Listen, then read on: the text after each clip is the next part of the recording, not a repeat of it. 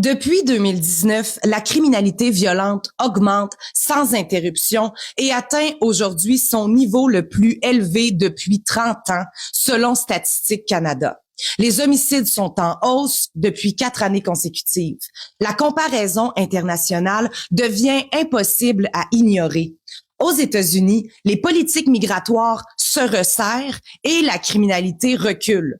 Tandis qu'au Canada, l'immigration est massive et la criminalité est en hausse. La situation est désormais si grave que le Canada est pointé du doigt à l'international. Le gouvernement indien accuse Ottawa de laxisme et qualifie le Canada de refuge pour les terroristes, les extrémistes et le crime organisé. Dans le même temps, l'Agence des services frontaliers du Canada confirme qu'en 2025 seulement, selon les données arrêtées au 31 octobre, près de 19 000 renvois ont été exécutés, dont 841 dossiers jugés graves liés à la sécurité nationale, au crime organisé et à la violence. Ce chiffre révèle un problème fondamental. On laisse entrer des personnes sans enquêter suffisamment. Le mal est commis sur le territoire canadien, puis on intervient après coup en procédant au renvoi.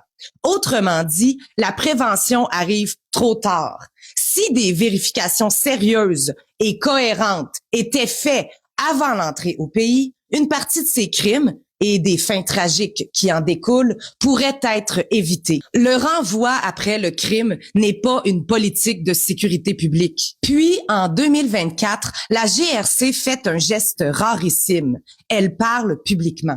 Elle confirme des liens entre des agents du gouvernement de l'Inde et des homicides, des actes de violence, du crime organisé et des activités clandestines au Canada.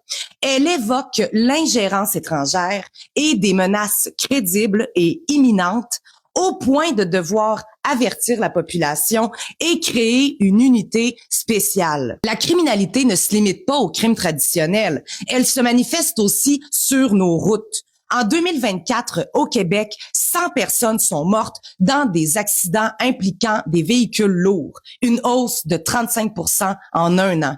Des enquêtes ont révélé des réseaux de falsification de permis permettant à des conducteurs indiens et pakistanais insuffisamment formés de prendre le volant.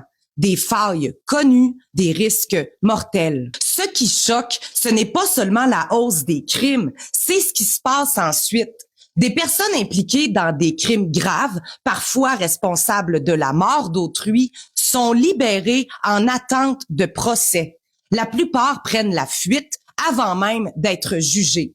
D'autres sont reconnus coupables, puis libérés avant d'avoir purgé leur peine pour être renvoyés dans leur pays d'origine. Résultat, des décès, peu ou pas de conséquences pénales effectives au Canada et des familles qui n'obtiennent jamais justice. Le message est brutal. La responsabilité pénale peut s'arrêter à la frontière. Et pourtant, l'origine des agresseurs et des auteurs de crimes graves est passée sous silence. Au nom de la vie privée ou de directives institutionnelles, l'information est fragmentée, souvent non divulguée.